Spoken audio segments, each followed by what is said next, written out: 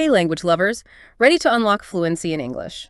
We're doing a deep dive into Speak English Fluently 30-day habit guide, and this is going to be way more exciting than your average language lesson. I think so. We'll be uncovering the best and most practical habits to help you make progress faster, and all within a realistic time frame, even if you only have a few minutes every day. It's like a workout, but for your English skills. Yeah, it really is. Forget those Rosetta Stones. We've got something much better. You can make amazing progress by focusing on small, consistent efforts. And this guide really nails that concept. Exactly. It's not about cramming tons of vocabulary or grammar. It's about building a solid routine, like a tiny seed growing into a giant tree. Exactly. And this guide breaks that process into 5 main habits. Each one focuses on a specific part of becoming fluent. So the first one is speak for 10 minutes daily. I have to admit, when I first saw that, I was like, wait, just talking is enough. But the guide says it's like the foundation. The more you speak, the more fluent you become. Kind of obvious, but do we really make speaking a priority? There's a good reason why they emphasize it. It comes down to something called active recall. Okay. It's about actively pulling information from your brain, not just passively absorbing it. And when you speak, you have to do that. Like when you're trying to remember someone's name, the harder you try to remember it, the better it sticks in your memory. So it's like a workout for our brains, but for speaking. The guide suggests some interesting ways to get those 10 minutes in. Talking to yourself, hopefully not in public, finding a language exchange partner through apps like HelloTalk or Tandem, and even recording yourself. I have to say, the recording part makes me a little nervous. I feel like I'd be too critical of my own voice. I think a lot of people feel that way. But think of it this way. When you record yourself, you're basically holding a mirror up to your speech. You'll notice things you didn't realize before, like small pronunciation mistakes or places where you pause too much. It's valuable feedback that you wouldn't get otherwise. You know what? You've convinced me. Maybe I'll try recording myself talking about my day or something. Better than just having those thoughts stuck in my head, right? Exactly. And speaking of what's in your head, let's move on to habit 2. Learn 5 new words a day. Now, you might be thinking, only 5. But the magic is in being consistent and focusing on words you'll actually use. Right. I've totally tried memorizing huge lists of vocabulary in the past, and honestly, I forgot most of those words. So how do we make these new words stick? Context is everything. The guide really stresses learning new words by using them in sentences and situations that you're likely to come across. For example, if you're learning the word delicious, don't just memorize the definition. Come up with a sentence like, the pasta I had for dinner last night was absolutely delicious. That helps you really understand the meaning and remember it later. I love that. It's about bringing those words to life, not just keeping them trapped on flashcards. Speaking of flashcards, the guide mentions spaced repetition, which I've heard can be a game changer for remembering things. Can you tell us how that works? Sure. So spaced repetition is basically reviewing what you've learned at different intervals. So you might learn a word today, review it tomorrow, then again in a few days, then maybe a week later. This spacing pushes the information deeper into your long-term memory. There are apps like Anki that make this super easy. Wow, technology is amazing. It's like having a personal vocabulary trainer right in your pocket. So we've covered speaking practice and building vocabulary. What about the sound of the language itself? That's where habit 3 comes in. Listen to English every day. This is about surrounding yourself with the rhythm, the intonation, and the pronunciation of English. It's like training your ears to get used to the music of the language. So it's like developing an ear for music. But for English, I totally get that. When I started listening to podcasts in English, it sounded like a bunch of jumbled sounds. But the more I listened, the more those sounds started to make sense. Exactly. Our brains are amazing. They can unconsciously pick up patterns and subtle differences just by listening. And the best part is, this habit doesn't require a lot of effort. You can listen to podcasts while you're commuting, watch YouTube videos while you're cooking, or even have English radio playing in the background while you work. I love turning those everyday activities into chances to learn. The guide also mentions watching movies or TV shows with subtitles. Sounds like a fun way to combine entertainment and learning. But what about actually getting those tricky English sounds right? Well, that brings us to habit 4. Practice pronunciation daily. And this is about more than just being understood.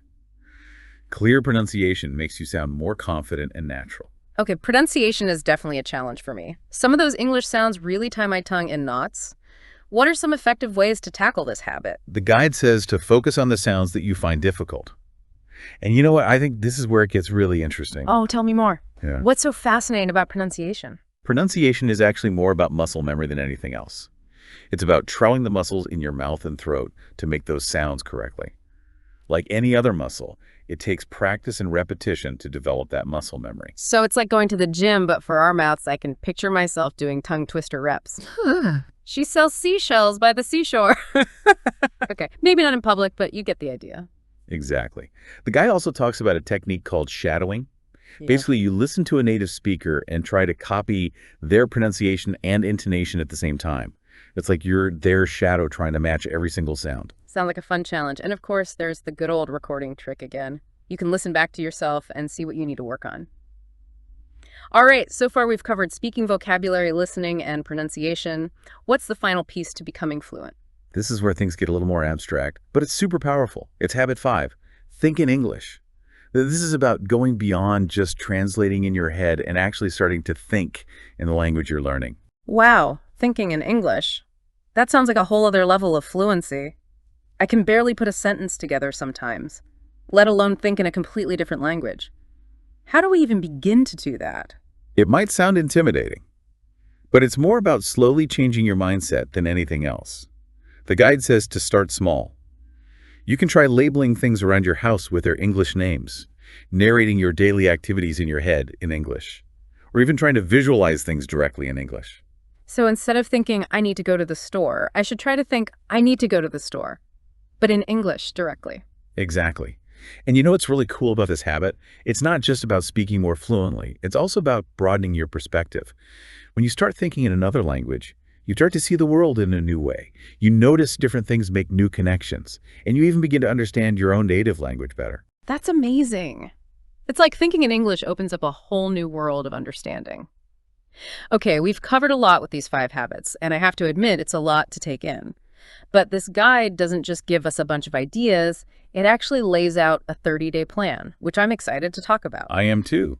It's really well designed to guide you through each habit step by step, so it feels manageable and not overwhelming. It's like having a personal language coach with you every day. Exactly. And speaking of encouragement, I'm already feeling inspired to try these habits. But before we move on to the 30-day plan, I want to hear from you, our listener. What's standing out to you the most? Which habit are you most excited to try and why?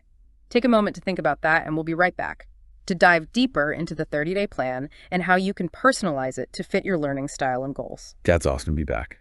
I'm curious to know what our listener is thinking about these habits. Mm. And speaking of connections, that's what's so cool about this 30-day plan. It blends all 5 habits into your daily life. Oh, so you don't just focus on one at a time. Nope. It's more like a well-rounded approach where you're incorporating all of them into your practice every day. So what might a typical day on this plan look like? Okay, imagine this. You wake up and you start talking about your morning routine in English, just in your head. That's an easy win for the think in English habit. I like that. Easy, and it gets your brain working in English. Right. Then while you're commuting to work or school, you put on your headphones and listen to a podcast about something you enjoy. Boom. You've checked off listen to English every day.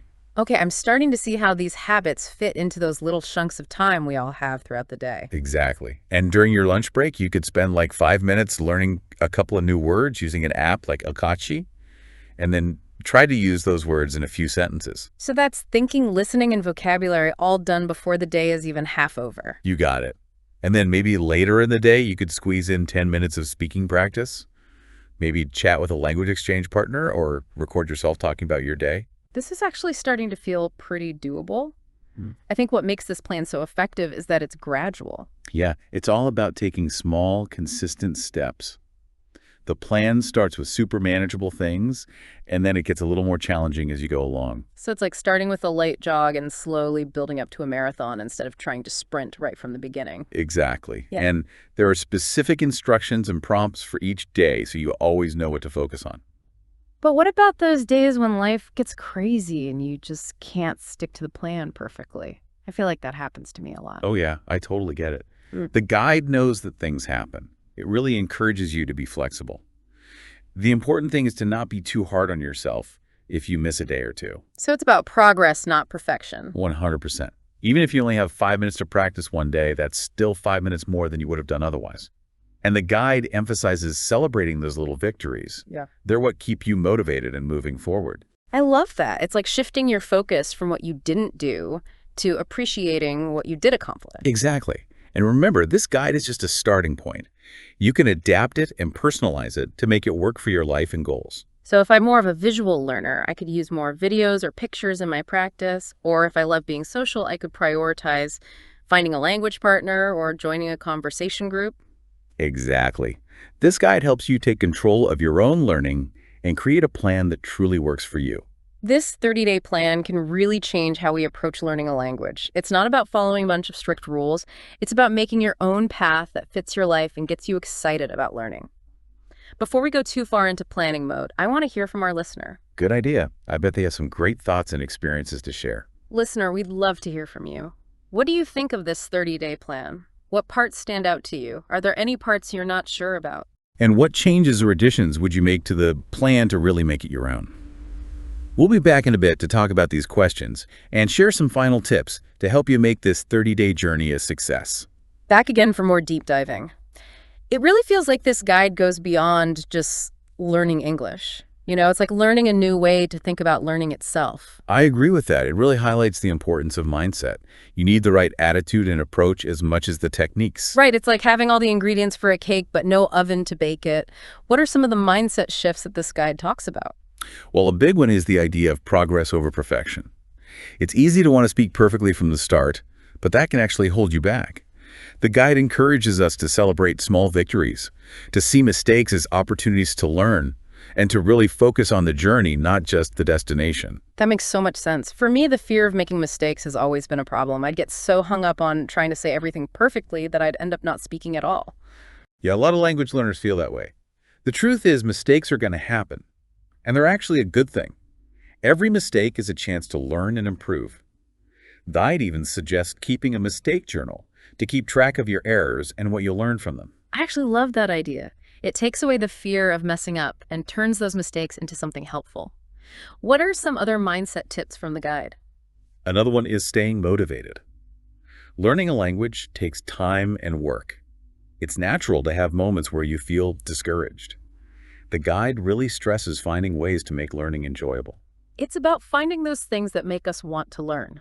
Maybe it's a new podcast we love, or connecting with someone who shares our interests, or even just watching a funny movie in English. Yeah, exactly. It's about finding what motivates you and makes learning fun. And another thing the guide talks about is community. Oh yeah, tell me about that. Connecting with other language learners can be so encouraging and supportive. Definitely. It's like having your own cheer squad cheering you on. It doesn't matter if it's an online group or finding a study buddy. Having that feeling of shared purpose can make a world of difference. It's more than just support, too. It's also about learning from other people's experiences. Hearing how others have overcome challenges and become fluent can be so inspiring. It's like having a ton of knowledge and support available to you. So we've covered mindset, motivation, and community. As we wrap up, is there one final piece of advice you'd give to someone starting this 30-day journey? I think the most important thing to remember is that fluency isn't a finish line. It's a path. You're always growing and discovering. Like any journey, there will be ups and downs. But the key is to embrace it all. Enjoy the process and never stop learning. I love that. And as we sign off, I want to leave you with a thought. Imagine yourself 30 days from now. You've been putting in the work, you've embraced the challenges and celebrated the wins. How does that feel? What can you do with your English that you couldn't do before? Hold on to that image. Let it guide you on this incredible adventure of learning a new language and discovering more about yourself. Thanks for joining us on this deep dive. We can't wait to see where your language journey takes you.